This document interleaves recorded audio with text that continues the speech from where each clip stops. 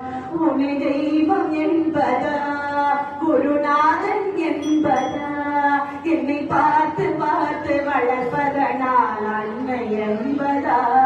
உன்னை தெய்வம் என்பதா, குருநாதன் என்பதா, என்னை பார்த்து பார்த்து வளர்ப்பதனால் அன்னை என்பதா.